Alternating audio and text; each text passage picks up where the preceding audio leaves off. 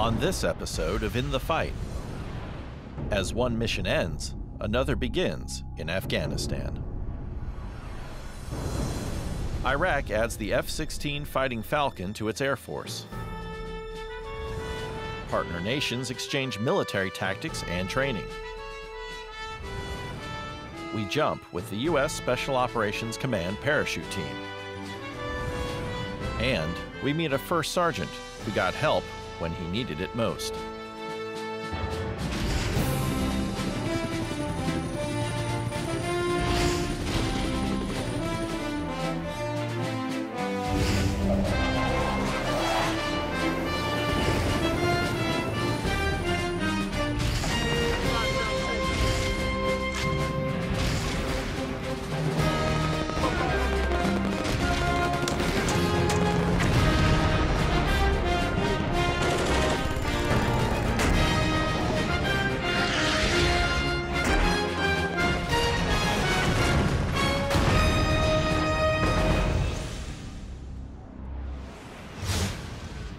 As the 13-year ISAF mission ends, international forces are not leaving Afghanistan, but are in fact staying for Resolute Support, which involves training, advising, and assisting Afghan forces. NATO Channel correspondent Jeff Holden brings us this story. Ladies and gentlemen, thank you again for joining us as we formally end the ISAF mission. And more importantly, we transition to our new mission, Resolute Support. This ceremony, concluding the International Security Assistance Force, or ISAF, inaugurates the new Resolute Support mission, which redefines the role of the international force. Today marks an end of an era and the beginning of a new one. Today, NATO completes its combat mission, a 13-year endeavor filled with significant achievements and branded by tremendous sacrifice.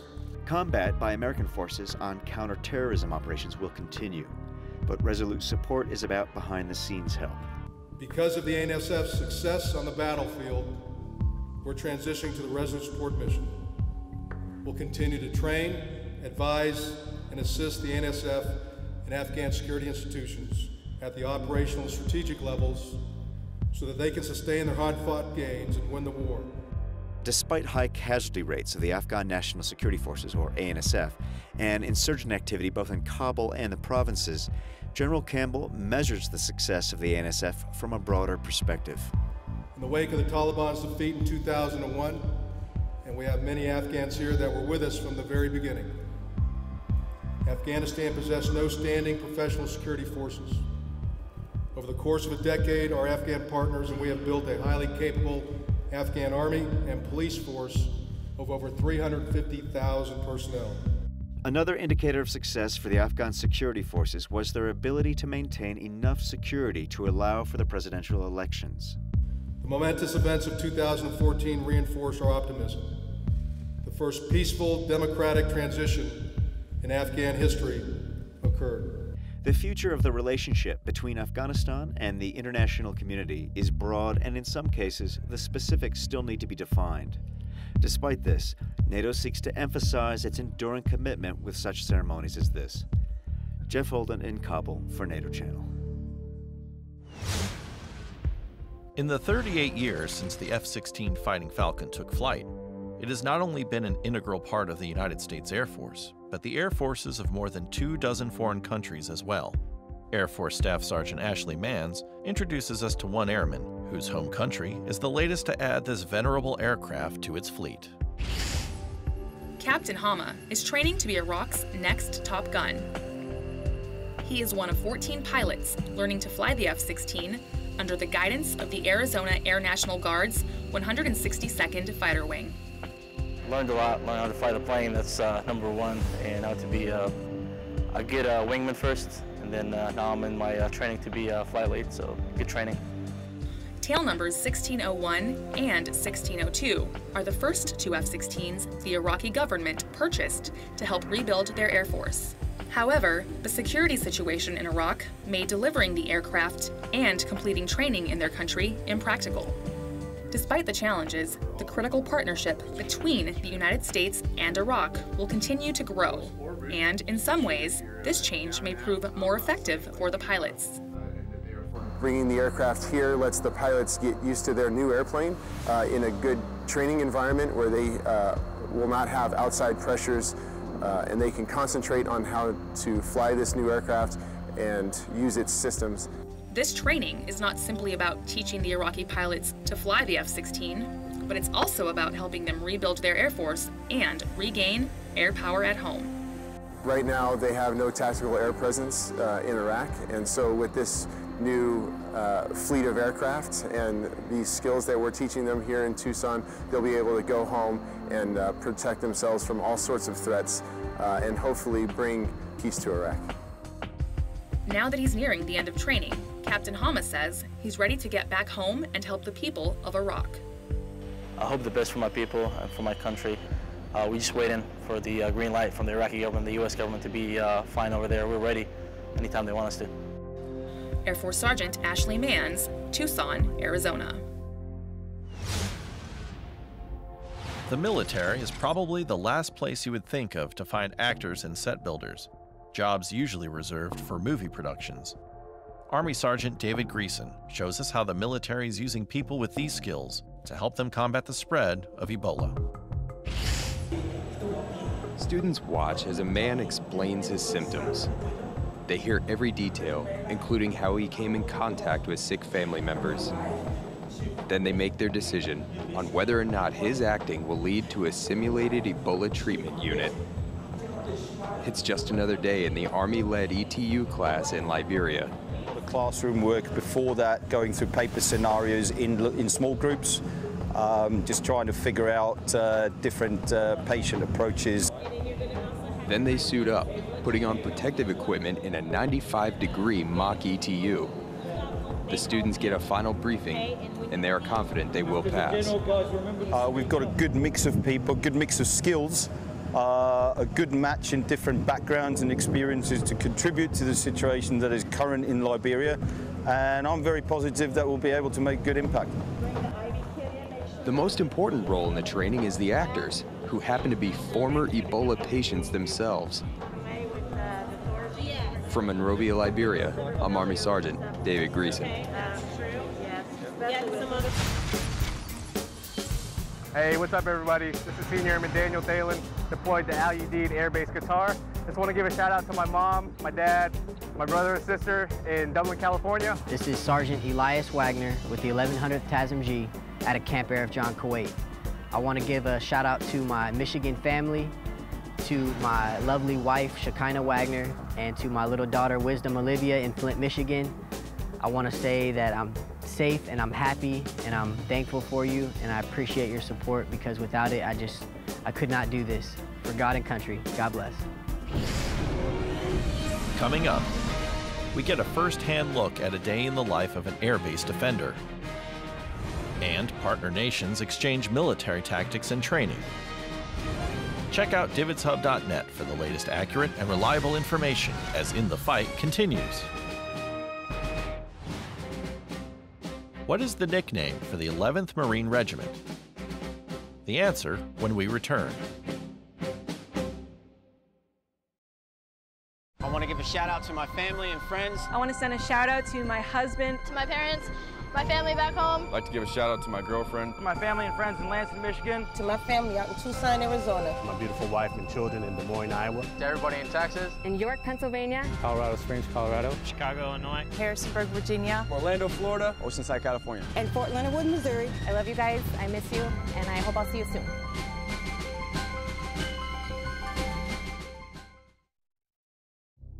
The call to serve. It has no sound, yet I have heard it in the whispered retelling of honorable sacrifices made by those who have served before me. The call to serve has no form, yet I have clearly seen it in the eyes of men and women infinitely more courageous and more driven than most. The call to serve has no weight, yet I have held it in my hands. I will commit to carry it close to my heart until my country is safe and the anguish of those less fortunate has been soothed. The call to serve is at once invisible and always present. And for those who choose to answer the call, for their country, for their fellow man, for themselves, it is the most powerful force on earth America's Navy. A global force for good. To answer the call, go to Navy.com or call 1-800-USA-NAVY.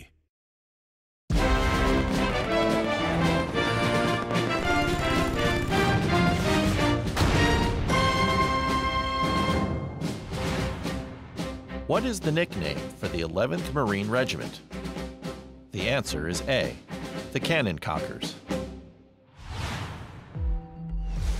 Unless you were in the military, you've probably never witnessed the vigorous workload that security force troops endure. Thanks to exclusive access from Kunsan Security Forces, Senior Airman Adam Harder gives us a first-hand look at a day in the life of an airbase defender. When a base conducts an exercise, there are few squadrons who are more mobile or in higher demand than the Security Forces Squadron. And when stationed in the potentially hostile environment of Korea, defenders at Kunsan Air Base are truly tested during exercises. This is why we decided to join a mobile unit to experience a day in the life of a defender during an exercise. We're a mobile unit. Mobile units, they usually take control of sectors, but this is Alpha Lead. We take control of every part of the base. They're hitting us pretty hard this exercise, so it's good. It's good training. It's good everything. Our first stop was to conduct some surprise stop checks. It's where we're just pretty much just being a nuisance to the public and just making it hard for Op 4 and anybody else that's coming through to function. We're stopping them in their tracks. But it didn't take long before the stop checks were interrupted by an inject of armed personnel near the med group, which we immediately responded to. The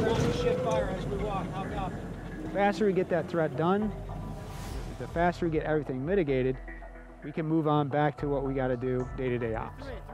As we arrived at the scene, role-playing casualties covered the tree line around the med group, and there was still much to be done. As defenders secured the area, others checked the casualties for explosives and ammunition.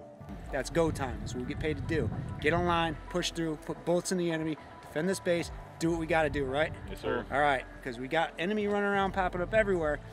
Our services are more needed other places. We cannot dedicate an hour and a half to this on a 10-minute job. Cool. Bottom line. Got it? Cool. This particular team of cops may not work this closely together all the time, but during an exercise, these are the kinds of operations that they're expected to respond to together at a moment's notice. All clear. Senior Airman Adam Harder, Kunsan Air Base, Korea. It is important for partner nations to exchange military tactics and training should the day come when their military forces must work together on the battlefield. Marine Lance Corporal Ryan Young brings us this story.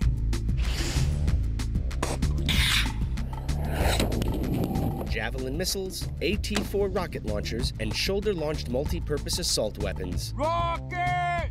These were some of the weapons fired last week during an anti-armor workshop in Moldova. Effective out to 3,000 meters. Moldova is a partner nation to the United States that sits between Romania and the Ukraine.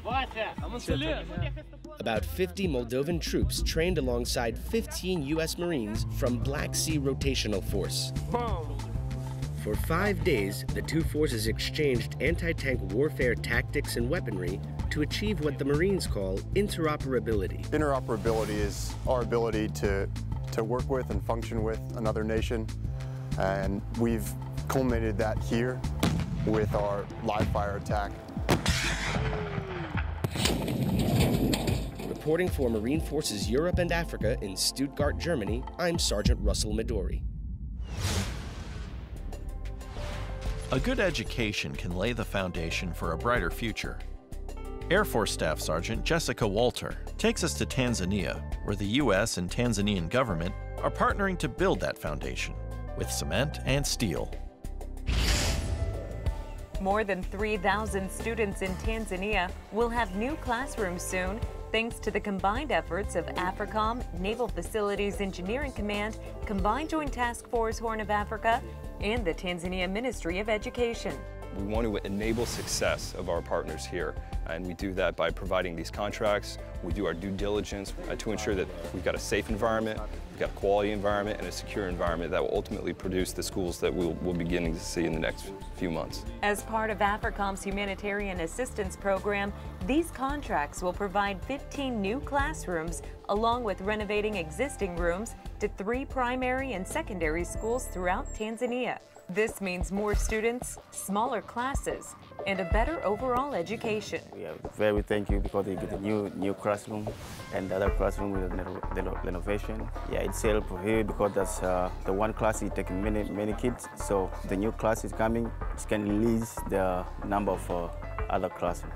Every time I come here, the folks here are so very appreciative. They understand that these things take a while, but once we finally break that ground and we can see the concrete being poured, the columns going up, we see new windows, new doors, new floors, new blackboards, it smiles ear to ear. The concrete, windows, and doors are only part of what this contract really means for these villages. By providing new classrooms, they are providing education, a foundation for stability in one of AFRICOM's partner nations. Reporting from Tanzania, I'm Air Force Staff Sergeant Jessica Wolter. Marines with 1st Battalion, 11th Marine Regiment, brought out their howitzers during Exercise Steel Night 15. Marine Lance Corporal Angel Cerna explains why it is so important for these Marines to send live rounds downrange.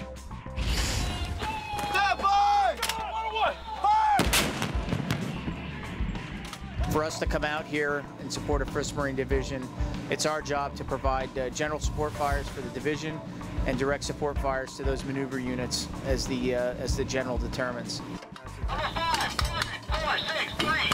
This is great for us on several levels. First and foremost, it's one thing for the batteries and the battalions to come out by themselves.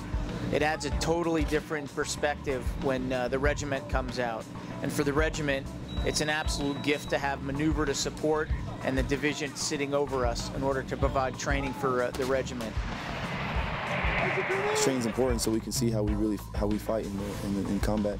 We don't use blank ammunition. We use live rounds. So it's important because we got to be accurate and we got to be safe at the same time, so everybody in the whole division or whoever we're supporting can come back home safely. Ready, go!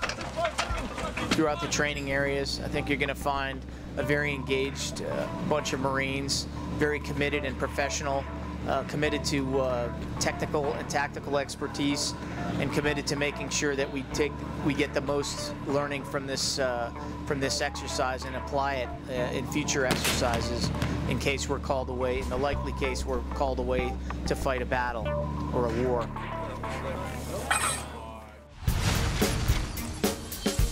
Hi, I'm First Lieutenant Daniel White with Delta Battery, 1st to the 5th Field Artillery, stationed here in Camp Arifjan, Kuwait.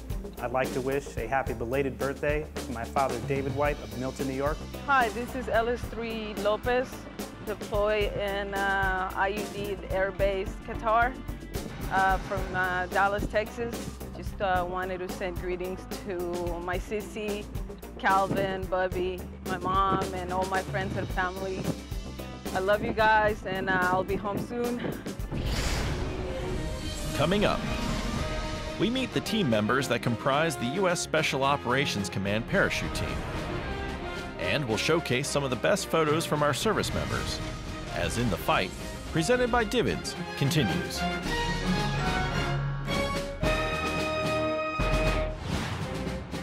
The U.S. Special Operations Command parachute team is also known as what? The answer when we return. With the new Military 24/7 app from Divids, you turn your favorite mobile device into a window to the front lines. Connect with your nation's finest men and women through our video and photography archives and stay up to date with news reported directly from service members. Quickly share information and breaking stories with friends via Facebook, Twitter, or email. News, photos, video. Your military 24/7. When you put on the uniform, you are held to a higher standard. Well, a lot of times, you're not going to know what's going to be thrown at you, so you need to be ready for anything. Stress can affect every Marine and Marine family. It's very hard for me to have a career when we're always moving around. We have the same bills that everybody else does. And you never want to let your staff NCOs down. The De-Stress Line provides anonymous counseling for Marines and Marine families when it's needed most. It takes courage to ask for help. Call today and let us help you win your personal battles. The environment is my passion. Every day, I live for the outdoors and all of its challenges. That's why I enlisted in the Coast Guard. Now, I serve to protect the environment and defend my country.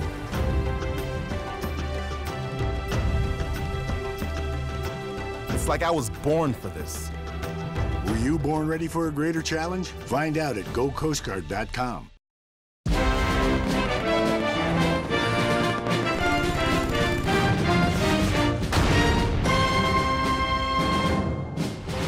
The U.S. Special Operations Command Parachute Team is also known as what? The answer is D, Para-commandos. You may have seen them performing aerial demonstrations at sporting events. The U.S. Special Operations Command Parachute Team is the public face of SOCOM and is comprised of volunteers from the U.S. Army, Navy, Air Force, and Marines, as well as DoD civilians. Marine Staff Sergeant Jason Price introduces us to a few members of the team.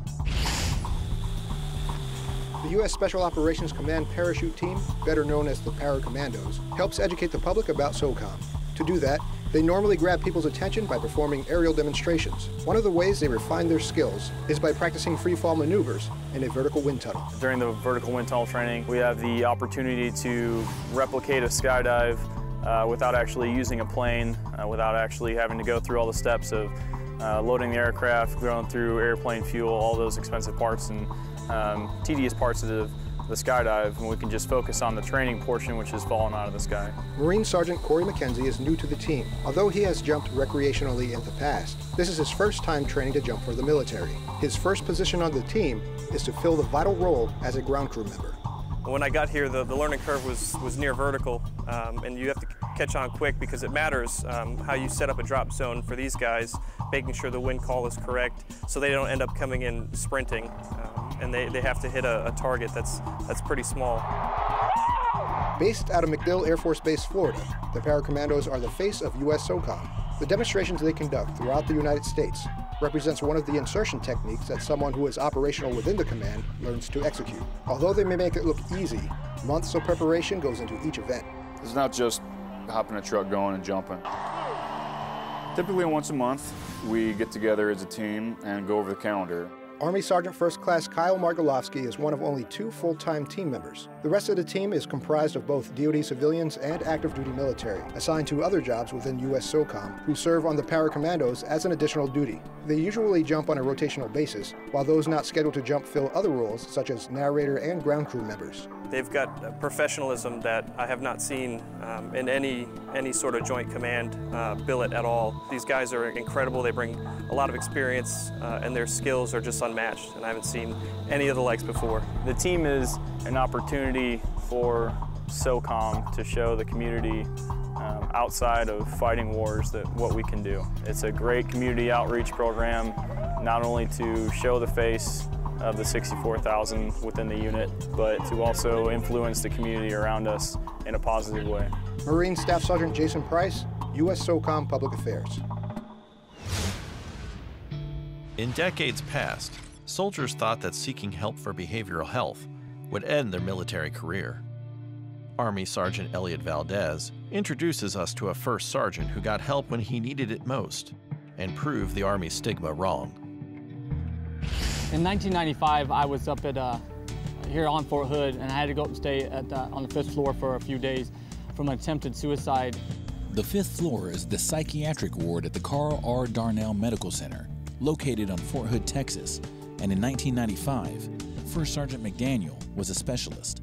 He was a different soldier then, looking for help in a different army. When I did ask for help from NCOs, my NCO specifically, they didn't come when they should have. I think at that time, people really didn't think that this kind of stuff happened, and so when you asked for help, they didn't take it seriously. McDaniel got the help he was looking for at the hospital by talking about his experiences and having classes with providers. Made me kind of wake up and realize what was going on, and that pain is not permanent, you know, and what I was doing was trying to create a permanent solution to a temporary problem. I'm sure you've heard that before. It's been 19 years since McDaniel first asked for help. Now, As the first sergeant for Fox Company, 1-8 Cav, 2nd Brigade Combat Team, 1st Cavalry Division, he's an example of how getting help from behavioral health doesn't hurt an Army career. And then at the same time enable me to be able to speak openly to other soldiers and let other soldiers realize that they're not the only ones that have problems, and also help them and make sure they know they're not alone. For those feeling alone, if you need help, come ask. Come ask. That's what all of us NCOs for, all leaders for that, amongst other things, but to help the welfare of our soldiers. If you're facing challenges, behavioral health could be the first step of the rest of your career. Reporting for 1st Team's Blackjack Brigade, I'm Army Sergeant Elliot Valdez. DVIDS is a 24/7 operation that provides a timely, accurate, and reliable connection between the media and the military serving worldwide. Through a network of over 200 portable satellite transmitters around the globe and a distribution hub in Atlanta, Georgia, DVIDS gives you access to the front lines with live and archived broadcast video, still imagery, and print products. Visit our website at dvidshub.net and search through our enormous video and photo library. Register on our website to gain complete access to high-definition content, along with breaking news alerts and webcasts from top military officials. For questions or comments about In the Fight or DVIDS, you can email us at ondemand@dvidshub.net or follow us on Twitter and Facebook. As we close, we feature some of the best photos that DVIDS has to offer, as we listen to Eddie Horst's composition, Pangea. See you next time, In the Fight.